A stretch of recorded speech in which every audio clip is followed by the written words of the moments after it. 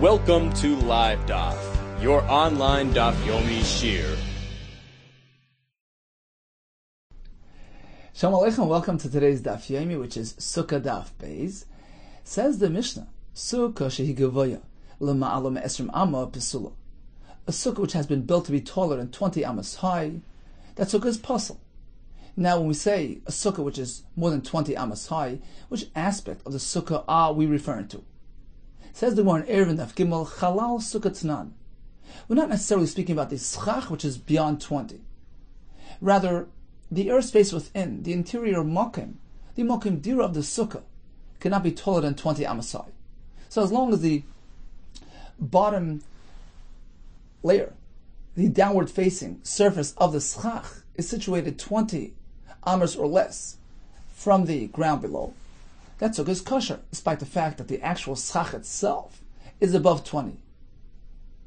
It's the mokim dira that determines. So if the SUKKAH is too far, meaning the downward facing surface is beyond 20 of the ground below, it perhaps doesn't relate to the sukkah, as we're going to see in the Gemara, and that sukkah is pasul. For Rabbi Yehuda Kessler, he says it's kosher. Actually, the taller the better. He holds sukkah is diras kva. It's meant to be a permanent structure. The taller, the larger, the more impressive a structure you have. Continues the Mishnah. V'she'ena gevoya asar tfachim. Or suppose the sukkah doesn't have the minimum height of 10 tfachim. Or v'she'en lo shlesha tfanis. It doesn't have 3 walls. V'shachamasa merum tzilasa. Or there's more sunlight than shade in this sukkah. Psula. In all these cases, the sukkah is pasul. Explains Rashi on top. Sukkah of Rabbi Yehuda Kessler, the Gemara Mefarish Pluktayu. The Gemara will explain the pshat in the machlekes. V'she'ena gevoya asara, the Gemara Mefarish Tam. Sholosh tfanis nami, the Gemara Yalaf Lahu. V'shachamasa merum tzilasa. So the sukkah has more sun than shade. What's wrong with that? Just sit in the shade. Answers Rashi. Hamuat bottle b'reiv. The little bit of shade is nullified, is bottle to the abundance of sunlight that's found there. It's bottle. It's as though there's no shade there. And what's wrong with a sukkah that doesn't have shade? Why is it called sukkah? Because of the SUKKAH that provides shade. So in the case where the shade portion is a mute, with respect to the chama portion, it's bottled to it, and the sukkah has no validity. Now the Ran points out, generally, bittul b'roiv is only when something is mixed in with the roiv. Here it's not mixed in. You have a distinct area in the sukkah which is shady, and the other part which is sunny. Just sit in the shade. Why is it bottled to the roiv? So he says even Rashi never meant that it's actually mixed in and bottled, like the general concept of bittul b'roiv. What Rashi meant to say is, we look at the sukkah in its totality, as one unit. And if most of the sukkah is sunny, then the sukkah is not functioning as a sukkah. Al shem SUKKAH, kari sukkah. It's not providing shade, for the most part. And therefore, the sukkah is pasul.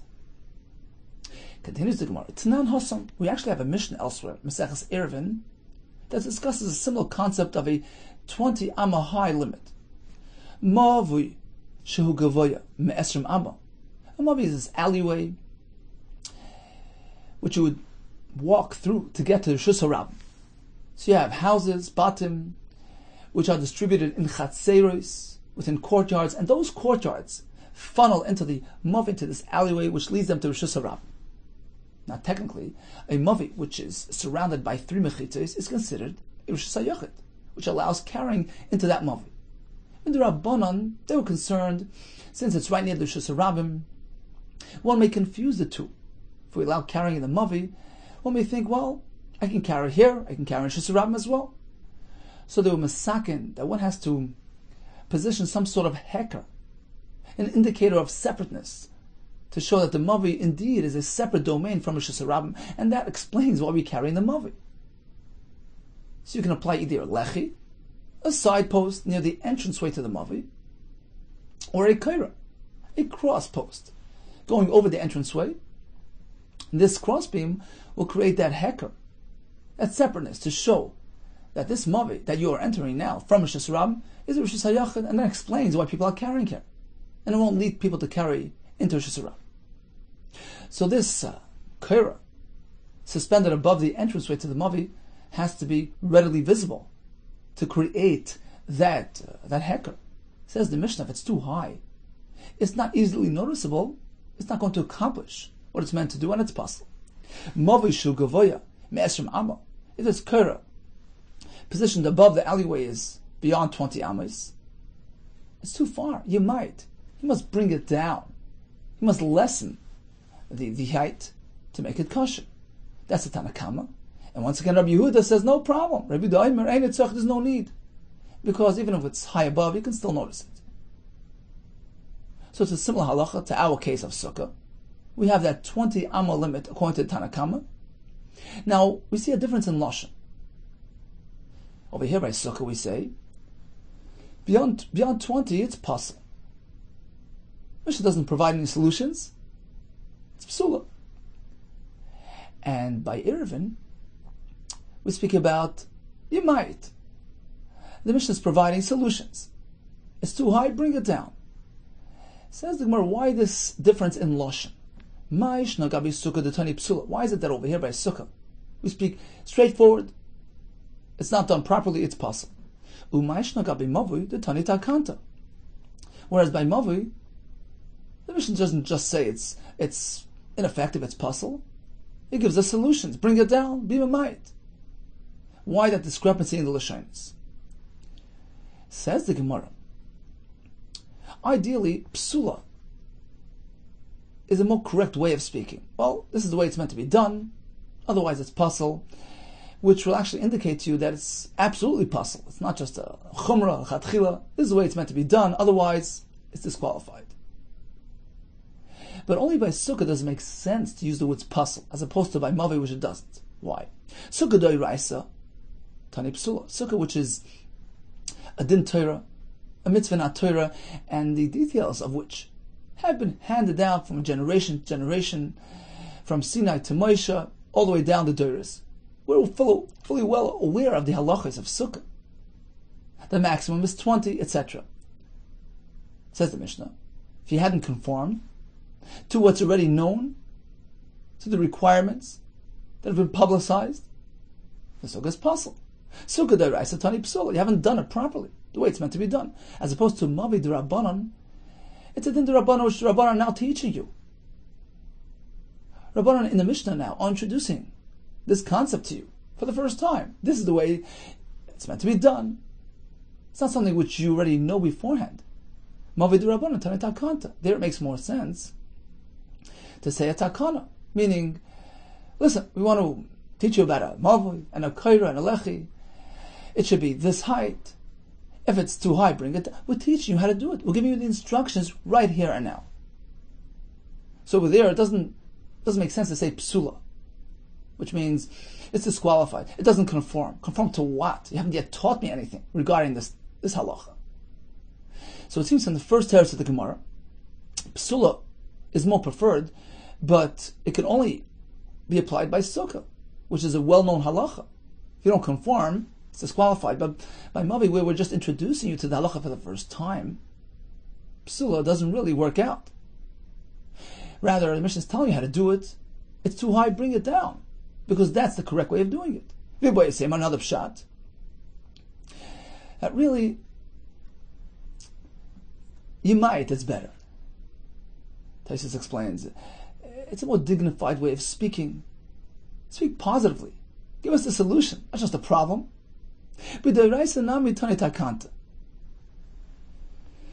Really, even when we're dealing with a din d'oraisa, it would make sense to say takanta, meaning how to correct it, how to do it properly.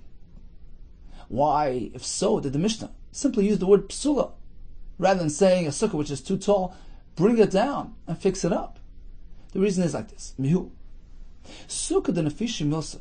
In this Mishnah of sukkah, we have many halachas. Too tall, too short, no walls, no shade. It would be too complicated, too elongated to go ahead and list all the possible corrections and solutions to all these various problems. Therefore, pasuk v'tani psula, Mishnah just chose a brief, concise way of speaking. Psula, which is one lashon that can be applied to all the problems. Too tall, psula. Too short, psula. That's the way to speak. when you're teaching Torah, Rashi brings the Gemara Pesachim, Lo'ilam Yishan Adam L'Talmida Derech Ktsara. When one teaches Torah, it's meant to be clear, concise, brief, to the point. This way it's absorbed properly, it's retained properly. So the Mishnah chooses Lashon Psula, which can apply equally to all these situations, rather than go into great detail and provide solutions to every single case. It's too tall, bring it down. Too short, lift it up. Missing a wall, add a wall. Therefore, psula is the way to go, as opposed to mavi deloy nafish mileh, the Mishnah by mavi, where all it has is a few halachas. It's actually just 2 halachas. The mavi is too tall, bring it down. If the door is too wide, lessen the width. So it's just 2 halachas. And the same word you might can apply to both cases. Right? If the curve is too high, bring it down. If the entranceway is too wide, you might lessen it. So therefore, you might is a perfect word to use. Since there aren't too many halachas, tani takanta, the Mishnah prefers giving the solution, not just a problem. And therefore the Mishnah says, if the mavi is greater than 20 amis, bring it down, you might lessen the height. And likewise, if it's wider than 10 amis, you might as well. So again, we find this similar halacha in 2 contexts. This 20 amma limit by sukkah and 20 amma limit by mavi. Over here we speak about psula. Over there we say you might. Why the difference? Teretz number 1 was, ideally psula should be used. But since over there we're merely introducing the halacha for the first time, psula is inappropriate. Rather, the Mishnah tells you how to do it properly. Second teretz was, you might is actually preferred. Provide solutions, not just a problem. The reason why we don't apply it here is because it would involve too many details, too many corrective measures that have to be taken, as per all these situations described in the Mishnah.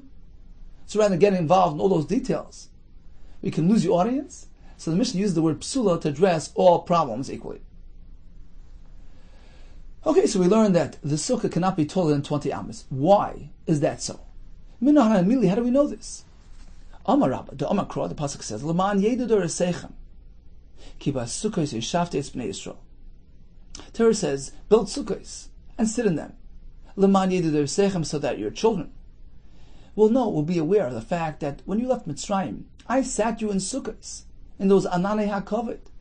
So the sukkah is meant to be izikaron for those clouds of glory. And the way Rabbi learns the pasuk, while you sit in the sukkah, you're meant to be fully aware and cognizant of the fact that you're sitting in a sukkah. Because otherwise, why does the pasuk have to add those 3 words? L'man yedudur esechem. The pasuk has simply said, sit in the sukkah because I sat you in sukkahs on the way out of Mitzrayim. Those extra words, l'man yedudur esechem. I'm coming to tell you the way Rashi explains it. It's a drasha. L'man yedudur esechem ki b'sukkos ha'ishafti. I was mitzvah you now to sit in sukkahs in a manner, in a oifen, where you will have that yediyah, that constant awareness that you are sitting in the sukkah. Meaning, when one sits in the sukkah, he has to be aware the fact that he's sitting in the sukkah. He has to easily notice that SUKKAH above his head, so that he appreciates that he's sitting in a sukkah. And therefore, says Rabbah, if the SUKKAH is situated at a distance which is beyond his range of vision, he will not be makayim this facet of mitzvah sukkah. Ad esrim amma, up until 20 amis, adam yedea shuda b'sukkah. One is aware of the fact that he's sitting in a sukkah. He'll notice that SUKKAH within his range of vision. But lamalam esrim amma, if the SUKKAH is situated beyond 20, ein adam yedea shuda b'sukkah. One isn't necessarily aware of the fact that he is currently sitting in a sukkah, because it's beyond his range of vision. His eyes won't easily notice that SUKKAH. Therefore, the SUKKAH must be within 20 amis. So Rabbi works with the pasuk of L'man yedudur esechem. There needs to be an awareness, a idea, a constant appreciation of the fact that one is sitting in the sukkah, and if the SUKKAH is too far out, he won't notice it unless he tips his head, which isn't something commonly done. And therefore, the sukkah doesn't provide and is not considered a kosher sukkah. Rabbi Zera Amar, I'll tell you a different pshat, mehacha, from the following pasuk in Yeshaya. We speak about Lasad Lovei, where Hashem will apply a protection, a canopy, over Yerushalayim to protect from the Goyim. The Sukkah, Tia Letzil Yom. It's going to be a Sukkah, a protection, to create shade during daytime, Meichorev, and protect from heat. Says Rabbi Zera, apparently, something is only considered a Sukkah if it creates shade. Creates shade on the ground below. Ad Esrim Amma, Adam Yoshe B'Tzel Sukkah. Therefore, says Rabbi Zera, if the SUKKAH is within 20 amas of the ground below, then one sitting down there will be sitting in the shade of that SUKKAH. But if the SUKKAH is beyond 20 amas, it's too far away from the ground below, in which case the sun just bypasses that SUKKAH and lights up the sukkah. So the SUKKAH doesn't provide any shade. He's no longer sitting in shade generated by the SUKKAH, elo b'tzel tfanis. Perhaps he has shade generated by the walls. But in order to have a sukkah, you need the SUKKAH to create the shade. As Rashi said in the Mishnah, Al Shem HaSUKKAH creates sukkah. The SUKKAH has great shade. And if it's too far out, it won't be creating that shade. Explains the Ritva. Although certainly in the morning or in afternoon, irrelevant of how high the SUKKAH is, if you take away the walls, since the sun is coming in at an angle, the sukkah will be totally lit up with sunlight. But Reb Zera means to say at least if it at some point during the day, meaning during lunchtime when the sun is directly overhead, the SUKKAH can protect, can block out the sunlight and provide shade, that's enough. So if the SUKKAH is closer to the surface, 10, 15 amas high, now at least during midday when the sun is above, then the SUKKAH can provide that shade. And it's functioning as SUKKAH. However, if the SUKKAH is too far up, and even during midday, inevitably the sun rays are just going to come around the SUKKAH and light up the sukkah. The only reason why it's shady is because it defies the walls. The walls don't constitute SUKKAH, don't make sukkah. Therefore, says Reb Zera, the sukkah now is possible. Amalei Abai says Abai to Reb Zera, Elamiyata, according to you, that SUKKAH must provide shade. What happens in a case where Ha'isa Sukkase Ba'ashter's Kanaim? He built a sukkah in a deep canyon called Ashter's Kanaim, where you have tall canyon walls on either side. There's absolutely no sunlight there. It's totally blocked out. So the SUKKAH is not creating any shade. It's been shady to begin with. Hachinami, they'll have a sukkah. Are you going to say it's not a sukkah? We don't find anywhere in the Mishnayos that if one builds a sukkah in this manner, the sukkah is possible. According to you, if SUKKAH needs to create shade, this sukkah should be possible. Reb Zera responds, there's a big difference. Awesome. In that case, where he built a properly configured sukkah, but in a deep canyon, Dal Ashter's Kanaim, if you would remove the Ashter's Kanaim, you push away those canyon walls, which now would allow the sun rays to enter, Iketzel Sukkah, the SUKKAH will be providing shade. If the SUKKAH is within 20 amas, the SUKKAH itself will block out the sunlight. So theoretically, the SUKKAH is a shade provider. It so happens to be that circumstantially there's no sun there. It's an eclipse. It's at night. It's blocked out by the canyon. It's not a deficiency in the SUKKAH itself. There's nothing wrong with the surah of the SUKKAH. Just because there's no sun there, it's okay. As long as the SUKKAH can potentially generate sail for the sukkah below. As opposed to our case, where the SUKKAH is situated above 20, it can't even potentially provide shade. Hacha dal tfanis lekel sal sukkah. Where the SUKKAH is above 20, dal tfanis, if you would remove the walls of the sukkah, which are the actual shade providers because the SUKKAH is too far gone to provide shade, lekel sal sukkah, you wouldn't have any sail here. So the point is not that in practice, in actuality, the SUKKAH needs to provide shade. Suppose there's no sun today, it's a cloudy day. It's nighttime. There's an eclipse. You're in a canyon. Doesn't matter. Because if this sukkah has proper dimensions. The SUKKAH is close enough to the surface below, in which case it can theoretically create shade. Was there a sun overhead? That's fine. As opposed to SUKKAH, which is too far from the surface below, it doesn't relate. It can't generate shade in any case. The reason why there's shade is on account of the walls. That's not a kosher sukkah. So according to Reb Zera, the psul of goiva lamal mesrim abba is because at that point the SUKKAH cannot generate shade to the ground below. Rava provides another pshat in the psul of lamal mesrim. Mehacha. Listen to the following pasuk. Basukas teishu shivas yamim. Now, why is the Torah word it this way instead of just saying shivas yamim teishu basukas? The reason why the Torah worded it this way, basukas teishu shivas yamim, was to tell us that the sukkah is meant to be a temporary dwelling built as a diras arai, a 7-day sukkah. Basukas teishu shivas yamim. What type of sukkah? A 7-day sukkah, says Rava. Amar Torah. The Torah is sending you a message. Kol shivas hayam, throughout the 7 days of Sukkot, same b'diras kva, leave your permanent dwelling, your home, v'sheiv b'diras arai, and sit in a temporary dwelling, in a sukkah. Therefore, says Rava, if it's built too high and too tall, that presents itself not as a diras arai. One generally builds tall structures in a permanent fashion, with proper foundations, with sturdy material. Ad esrim amma, if the halal, if the space inside the sukkah is up to 20 amas high, that presents itself as a temporary dwelling. Adam oisa dirasi dirasarai. Generally, one would build such a structure in a temporary manner, using flimsy material, and therefore this is considered a dirasarai and it's kasha for sukkah. However, lamalam esrim amma, if it's above 20,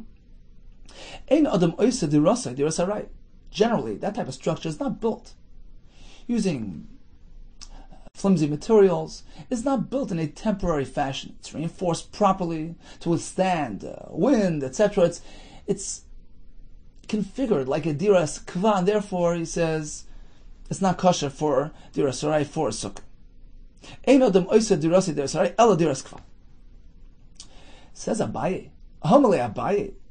If you need a temporary dwelling, what happens in this case? Elamiat, according to you, asa machitzas shel barzel.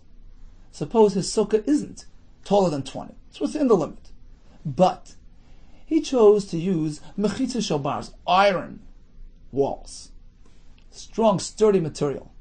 V'sicha al gaban, place chach on top of those mechitzas. Hachinami. They'll have a sukkah, you're going to tell me it's not a sukkah? According to you, it should be possible. So even if it's within 20 amas, if this presents itself as a sturdy structure, it's not a diras arai, it's a diras kva. We don't find anywhere this to be a problem, says Abaye. So Rava responds, no, this is what I meant to tell you. In its dimensions, in its size, configurations, it has to present itself as a diras arai. We don't look at the materials. We look at the way it presents itself, and its surah, and its shape, and its size. Ad chav amma, the adam oisa dirasi diras arai, a sukkah which is up to 20, which is something that is generally built in a temporary fashion. So then it's irrelevant how this fellow chose to build his 15 amma sukkah. Even if ki avadle diras kva, if he built it in a strong, reinforced manner, that's fine. Nami nafik, he's also yait in that case. However, lamalo mechav amma, if it's above 20, the adam oisa dirasa diras kva, which a person generally builds it in a permanent fashion, reinforced properly. Ki avli diras arai nami nafik. Therefore, even if he chooses to do it in a temporary manner, using flimsy materials, lo nafik, he wouldn't be yait. Says Rav, I'm not speaking about the actual material, how sturdy, how strong it is. No, that's not the determinant. The criterion simply is the tzura of the sukkah, the airspace within the sukkah. So if it's a tall structure, which is generally built in a reinforced manner, in a permanent manner, that presents itself as a permanent dwelling. But if the space within the sukkah is below 20, the Malkim Dira doesn't present itself as this grandiose structure. Generally, people make it Dira Sarai. So even if he should choose to be overzealous and make this Mechitza Shel Barzel, it doesn't change the way the sukkah, by virtue of its shape and its dimensions, presents itself. We consider it like a Dira as Arai. Taisa has a kasha. He says, why do we find that it would rain into the sukkah? It brings a Gemara later, Gemara Tainus. According to this pshat, even if one really reinforces the sukkah, makes it waterproof, as long as the sukkah is within limit, under 20 amma, in which case it appears like a Dira Asarai, it should be kosher. So Taisa says you can't do that. The Torah says, sit in a sukkah. Having a waterproof sukkah, for instance, nailing in the nasarim, the roof boards, making it waterproof, doesn't constitute sukkah. It's called beisa, and beisa is certainly puzzle. Sukkah marachmana v'loi beisa shekloimas hasham. So the shaila, let's say they don't nail in the roof. They have, let's say, some type of slats, some type of shingles which are angled in a way that the rainwater would just slide off. So on the one hand, you're not building it in a permanent fashion. It doesn't appear like a properly constructed roof. But this sukkah, at the end of the day, is waterproof. So the shayla, what Tosfos means, does he mean dafka because it's nailed in and it's a proper roof? Or is it that every sukkah needs to be exposed to the elements to make it a sukkah, to make it this temporary, to give it this temporary characteristic? So the truth is that the Mordechai doesn't use this as an example of nailing in the nasarim. He simply says that a sukkah is meant to be open to the elements, exposed to rain, etc. It's mash from the Mordechai that even this type of slat that would shoo away the rain wouldn't really be acceptable for a sukkah. It's a shayla in the poskim. Some say it's kosher, some say not, and it depends on these svaras. So, conclusion: a sukkah which is greater than 20 am is possible. We have 3 pshatim. We have Rabbah because of the awareness. L'man yedu. If it's too far out, you won't necessarily notice it, which is a precondition for mitzvah sukkah. Reb Zeir learns, SUKKAH too far out won't create the shade required for the sukkah below.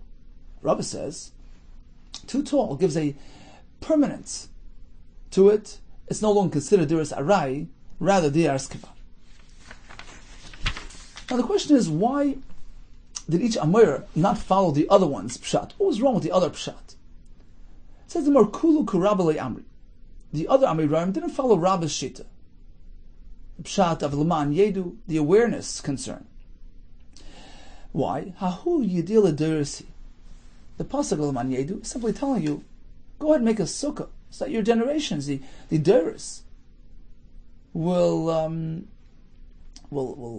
remember that Hashem created sukkahs for us when He left Mitzrayim. That's all. There's no need to be fully aware of the fact that you're sitting in a sukkah while you sit. There's no such halach. So that's why they prefer their pshat as opposed to Rabbah. Reb Zeir namely amri. What was wrong with Reb Zeir's pshat? The pasuk says of a sukkah, tiel, etzel yomim, we see that a sukkah has to create shade. The SUKKAH has to be the shade provider. Says the Gemara, Huli Moisa Mashiach Udechsiv. There's no right from that pasuk. That pasuk is speaking about Moisa Mashiach, where the sukkah is meant to provide pleasure, protection, let's say, lo'oinig, lo'mister, says Rashi. Aval sukkah's mitzvah, and let's say, says Rashi, 4 lines from the top. It's a different type of sukkah. That sukkah l'meisa Mashiach, the shade provider. Bruce says a sukkah's mitzvah has to actually go ahead and provide shade to the ground below. Meaning, as long as the SUKKAH is thick enough to theoretically be a shade provider, even if in actuality it's too far away from the surface below, that's fine. Rabbi Zeir responds to this challenge and he says, look, I know that pasuk is speaking about l'meisa Mashiach, but im kain le'makra v'chupa tia l'tzel yomim. If only speaking about then, why couldn't the pasuk use the word v'chupa, a canopy? which is typically used to describe a covering and a canopy, why use the word v'sukkah? Umay v'sukkah tiyel etel yaimam. The fact that the Torah chose to use the word sukkah, it's coming to teach us something. Shabbos minotarti. Two things are being informed to us in that pasuk. Firstly, describing the canopy l'asalavi, the protective canopy. The fact that the Torah called it a sukkah indicates to us that this is the way a sukkah is meant to function. A sukkah is meant to be a shade provider. And if it's beyond 20, since it can't do that, it's possible. Kirava namile amri. Why didn't they all agree to Rava's pshat? We need sukkahs. There is arai. Above 20 is no longer arai. Shum kusha abai. Very simple. Because of Abayi's kasha. Abayi says, look, if you need arai, then a reinforced sukkah, even if it's below 20, is possible. And they didn't agree with Rava's sort of split. That the concept of Diras Arai depends on the configuration, dimension, size, material is irrelevant. According to the other shitas, it's either or. Either it needs to be a Diras Arai as per size and material, or do away with that pshat, and therefore they didn't agree with Rava's pshat. Okay, so conclusion. A sukkah gvoya michav amas psula, we have three pshatim. According to Rava, the pasuk says, L'mani derasechem. It's meant to be a constant awareness while one is sitting in the sukkah, and therefore, only if it's within 20 amma. Adam yoidea shadavar sukkah, but if it's beyond that, beyond his range of vision, he won't necessarily have that constant awareness that he's sitting in a sukkah. Now, the kasha on Rabbah was, L'mayed derasechem is simply telling you, L'deris, I want them to know about the Ananei HaKavod. And that's why the other shittas disagreed with Rabbah's source. Reb Zera's pshat was, V'sukkah til tel yomam. We learn that the sukkah has to be a shade provider. So the tzel has to come from the schach. Not only works if it's within 20 amma. The others disagreed. That's a pasuk l'meisa Mashiach. Doesn't pertain to sukkah shel mitzvah. Rabbi's pshat was, Sukkah teishu sheyas yamim. It needs to present itself as a diras arai, which is only when it's a short, low-down sukkah. The challenge to Rava was, well, we see that if one constructs a short sukkah using mechitzah shel basel, it's kosher. So apparently, even something which presents itself as a diras kva is kosher as well, and therefore they didn't go along with Rava's pshat.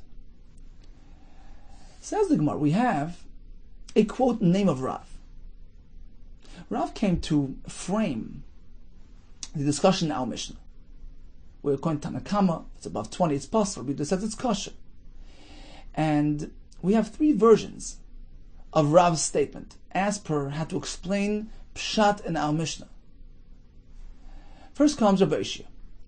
Keman azla hadam Rabbi Yehuda. Then Rabbi Yehuda quotes Rav. And the one wants to know, in accordance with whose explanation in the Mishnah. We have three pshat in the Mishnah. Rabbah was awareness, Rabbi Zera was shade creator, Rava says diras kva. In accordance with which pshat did Rabbi Yehuda issue the following statement? Hadam Rabbi Yehuda amarav. Machlekes. This discussion in our Mishnah, this concern about a sukkah l'malam mechav, is only b'she'ein tfanes magias l'schach. When the walls of the sukkah come short, they don't reach the schach all the way. In which case, you won't necessarily notice the schach. So l'malam mechav is possible. Aval tfanes magias l'schach. But if the tfanes reach all the way up to the schach, in that case, says Rabbi Yehuda, in the name of Rav, afilu l'malam esra makshera. Even if the sukkah is taller than 20, it's kosher. Now, let's think for a second. Why would this change the equation? Says the Mar Keman Kirab. Apparently, Rabbi Yehuda is following Rabbi's pshat in the Mishnah, the awareness concern, and therefore, if the tfanis reach up all the way to the schach, he'll notice the schach regardless of its height. The Amar Mishum Delay Shota Beina. The reason why above 20 is possible because one's eye doesn't necessarily gravitate all the way up to the schach. But in this case, if Akivan the tfanis magias l'schach, but once the walls reach up all the way to the schach, his eyes will just naturally follow up the wall. Mishla Shota Beina, and he will notice that schach. Says the Gemara, what about the next version of Rav's pshat in the Mishnah? Come on, Azla Ha. The Amar of Huna Marav. Rav Huna Marav said as follows, and we want to know in accordance with whose pshat in the Mishnah was this said. He had a different way of framing, of presenting the discussion now Mishnah. Machlekes, this discussion now Mishnah, this Machlekes, regarding a sukkah lamala mechaf, according to Tanakam apostle, according to Readers Kosher, which type of sukkah are we referring to? Says Rav Huna, the name of Rav, b'she'ein bo ela arba amos al arba amos. That's only if it's a small size sukkah, 4 amos long, 4 amos wide. Then we say, if it's above 20 in height, it's going to be apostle. Aval yesh bo yosim arba amos al arba amos. However, the sukkah is large in size, more than 4 by 4 amos. Afilu l'malam esrim amak shera. Then you can have a tall sukkah as well. Why would sukkah size affect the height? Based on which pshat in the Mishnah was this said? Command Rabbi Zera. Apparently like Rabbi Zera. The height problem is the fact that the SUKKAH is too far. It can't generate sail for the sukkah below. Rabbi Zera the Amar Mishum Tseilhu. Right? But once the sukkah is wide, that width sort of makes up for the height. You could sell sukkah. And the SUKKAH, which is above 20, can still go ahead and affect the bottom surface of the sukkah. The Rebbe says of Huna, the concern only applies when it's a small size sukkah, 4 by 4. Then when you have it really high up, it won't necessarily create sail to the sukkah below. But if it's wider, that makes up for the height, meaning the SUKKAH is wide as well. So even if it's far up, it will still provide shade for the ground below. So we have Rav Aisha, who was following Rabbah.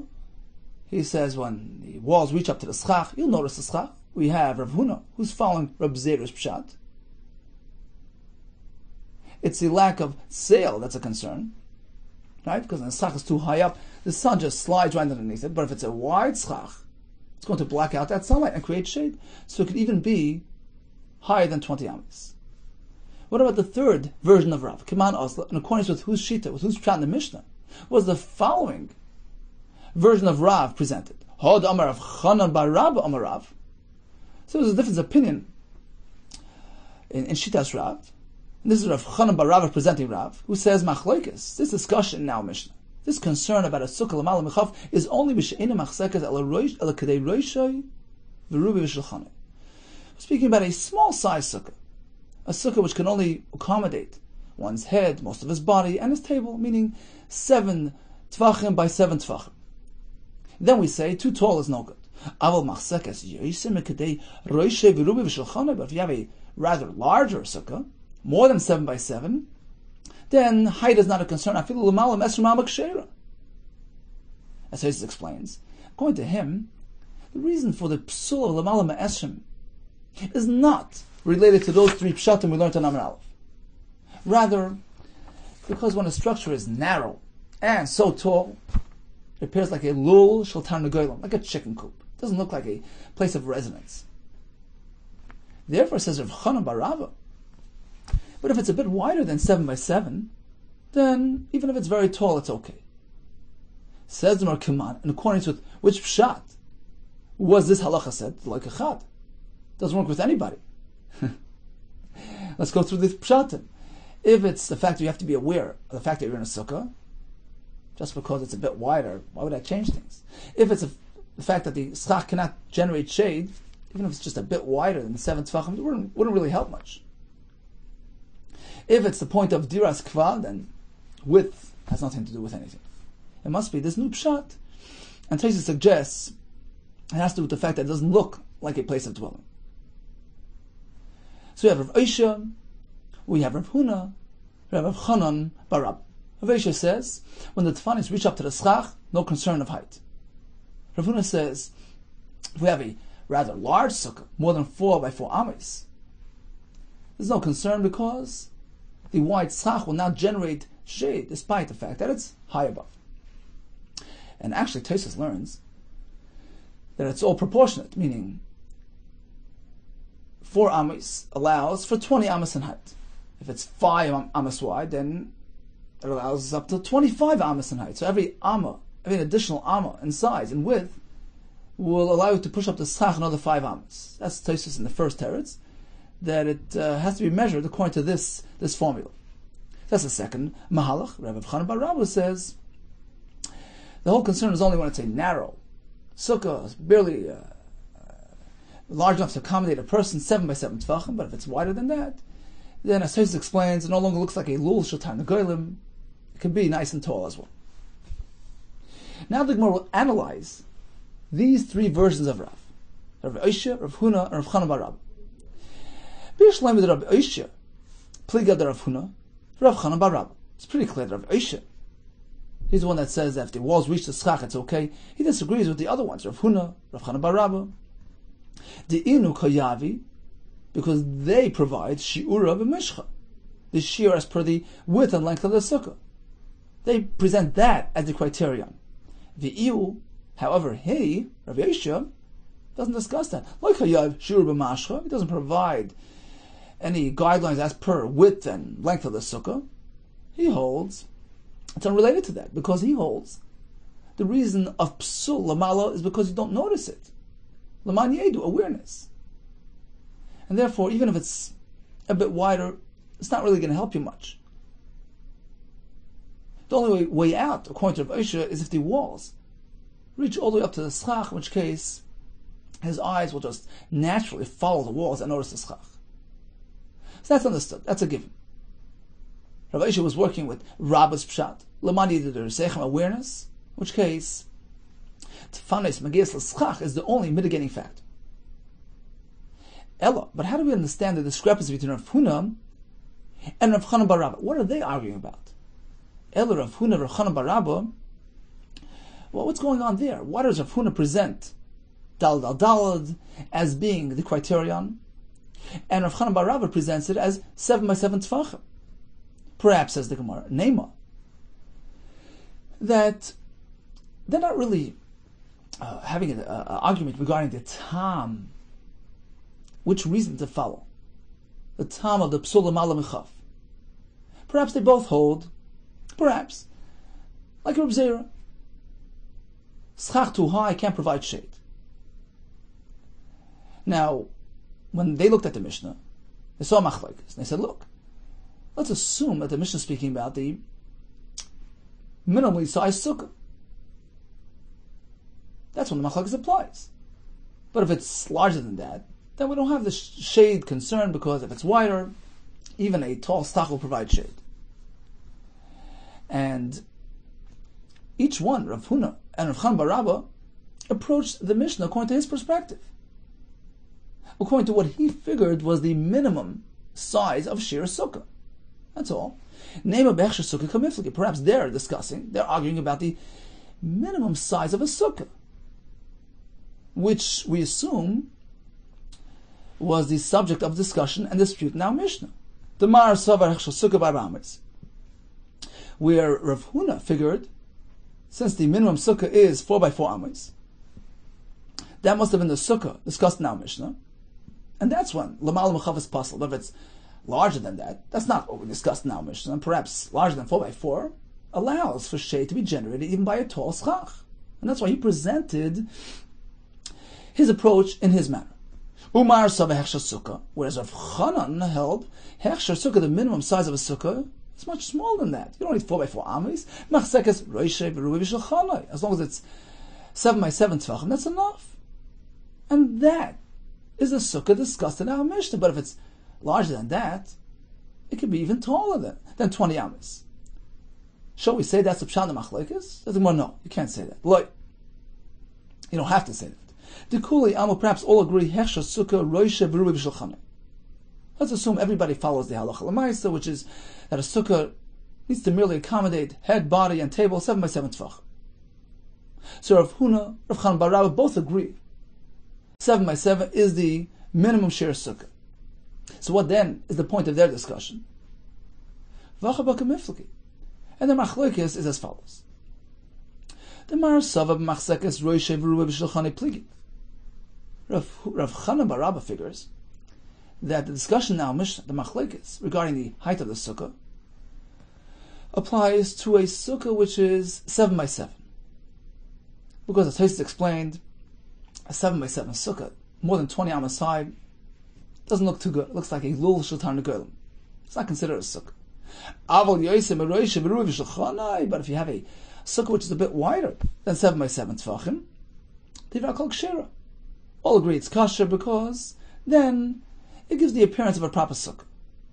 So that's a pshat in Rav Chanan bar Rabba. Umar Sabar, where Rav Huna held, the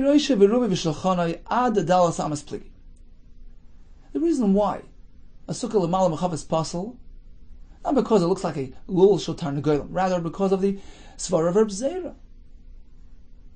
Schach too far can't generate shade. Therefore, says Rav Huna, if it's a rather small sukkah, anywhere from 7 by 7 to 4 by 4, you haven't really addressed the problem. Schach beyond 20 won't generate shade. But if it's really wide, more than 4 by 4 amos, that makes up for the height in the schach. And therefore all agree it's kosher, because in that case, the schach will generate shade to the ground below. So in summary, Rav teaches us that at times, even a sukkah which is taller than 20 amma will be kosher. We have Rav Yehuda, who explains this refers to a case where the Tfanis reach up to the schach. The Gemara concludes he's following Rabbi's pshat, leman yedu, awareness. The Tfanis reach the schach, he'll notice the schach. Rav Huna says when it's more than 4 by 4 amos, sukkah is kosher even if it's tall. He's following Reb Zera. The concern is shade creation. Well, if it's a wide sukkah, even schach which is high up, will provide shade to the sukkah below. Rav Chanan bar Rabba says, as long as it's more than 7 by 7 tefachim, it's kosher regardless of height. And the reason is because at that point, it no longer looks like a lul shotar negolim. It looks like a sukkah, and it's kosher. Meisvei, listen to this kasha from our brayso. Sukkah shehil gevoy l'malam esrim amma psul. A sukkah which is taller than 20 is puzzle. That's the Tanakama. Rabbi Yehuda Machshir, he says it's fine. Ad aboim v'chamishim amma, even up to 40 or 50 ammas high. Rabbi Yehuda, I'll prove my point. Maasa, there was an incident. Behulni Amalka. She was the mother of Munba. Some say she was Nizgayer. Belud, which took place in the town of Lud. Shoisa sukkasa gevoyim esrim amma. Her sukkah was taller than 20. The elders were going in and out, and the Talmid Chachamim did not comment. They didn't say anything. Apparently, taller than 20 is fine. The Rabbanan responded, how can you prove from there? Isha Isa. She's an Isha, Ptur min sukkah. It's a time-related mitzvah. She's pater. Certainly the sukkah was possible, but there was no concern because she's pater. Amar lehen, Rabbi Yehuda responded, Shiva banim havula. Fine, she herself is pater. What about her 7 sons? V'oid, in addition, whatever she did was always in line with the Chachamim's halachis. Says in 1 second, why did he have to add the second argument? V'oid kol ma'aseh li'asas alapi chachamim to prove his point. Says in he meant to say like this. Well, I'm proving from the fact that she sat in a tall sukkah with her sons. Maybe you'll respond to me as follows. Hachika amalu. Rabbi Yehuda meant to say like this.